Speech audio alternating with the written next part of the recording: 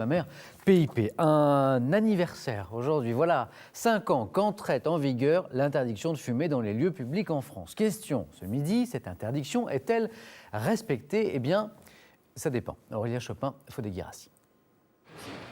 Gare de Lyon, 5 ans après, on pourrait penser que la loi a fini par rentrer dans les mœurs. Et pourtant... Monsieur, pardonnez-nous, on ne peut pas fumer dans les enceintes de la gare. Si vous pouvez tout juste... C'est pareil. Il suffit de suivre Haussmann et Patrick sur les quais pour croiser de nombreux fumeurs Éteignez-la. qui risquent une amende pour quelques bouffées. Vous êtes bien aimable. On peut aussi vous dresser une amende de 35 €. Donc le tout, c'est de l'éviter. Et certains contrevenants assument très bien, sur les quais notamment, ils ne voient pas du tout en quoi leur fumée peut déranger. C'est ridicule, comme les halls de gare comme ça, je trouve ça ridicule d'interdire de fumer une cigarette, quoi. Mais bon, on fait avec. Hein. Quand on voit la police, on court et puis voilà. C'est ce qu'on fait tout ça.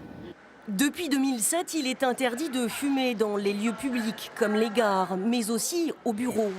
Dans le quartier de la Défense, par exemple, les fumeurs ont donc pris l'habitude de monter et descendre des dizaines d'étages, 1, 2, 3, 4 fois par jour, et ils s'y font plutôt bien.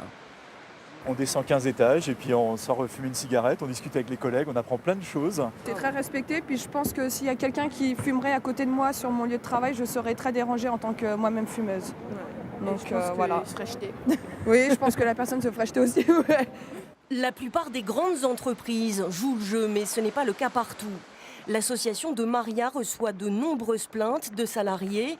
1 sur 3 se dit encore exposé au tabac sur son lieu de travail.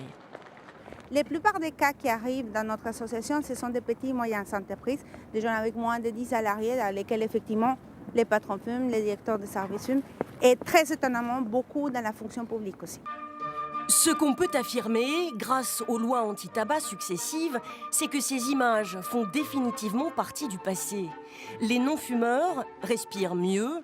En revanche, le nombre de fumeurs, lui, est toujours en augmentation. Le tabac reste en France la première cause de mortalité évitable et tue 60 000 personnes chaque année.